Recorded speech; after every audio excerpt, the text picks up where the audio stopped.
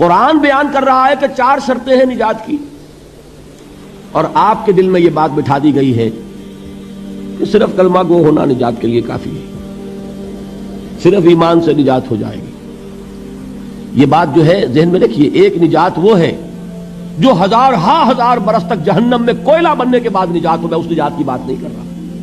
وہ نجات تو ملے گی یقیناً۔ جس شخص کے دل میں رائی کے دانے کے برابر بھی ایمان ہوگا، وہ اپنے اعمال کی، اپنے کرتوتوں کی سزا بھگت کر بالآخر جنت کے اندر داخل کیا جائے گا، جہنم سے نکالا جائے گا، اور نکالا جائے گا تو اس وقت حال کیا ہوگا؟ جیسے جلا ہوا کوئلہ، اس کے سوا کچھ نہیں۔ حدیث میں اس کی شرح آئی ہے۔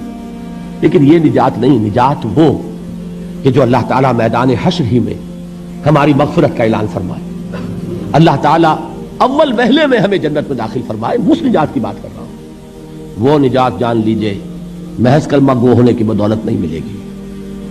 اس نجات کے لیے شرط اول ایمان، شرط دوم عمل صالح، شرط ثالث تواصی بالحق، اور چوتھی شرط تواصی بالصبر۔ یہ قرآن کا بیان ہے، یہ کسی انسان کا کلام نہیں ہے کہ اس میں ترمیم کی جا سکے۔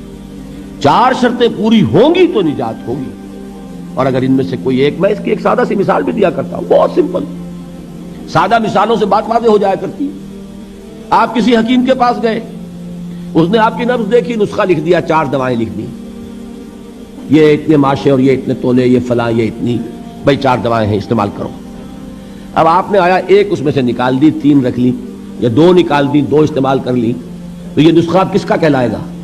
یہ اس حکیم کا نسخہ نہیں ہے، یہ آپ کا اپنا نسخہ ہے۔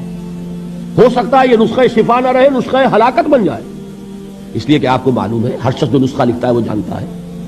آپ کسی مرض میں ایک دوا دیتے ہیں جو بڑی تیز ہے، مضر ہے، ضروری بھی ہے دینی، ساتھ ہی اس کے لیے مصلح دیتے ہیں، کریکٹو دیتے ہیں، جو اس کے تیز اثر کو ختم کر دے، اس کا جو مضرت بخش پہلو ہے اس کا ازالہ کر دے۔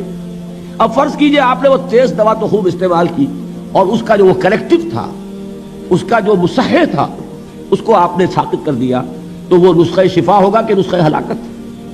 نسخہ ہلاکت۔ تو جان لیجئے یہ 4 اجزاء پر مشتمل نسخہ نجات ہے جو اللہ تعالیٰ نے ہمیں عطا فرمایا۔ والعصر ان الانسان لفی خسر الا الذین آمنوا وعملوا الصالحات وتواصوا بالحق وتواصوا بالصبر۔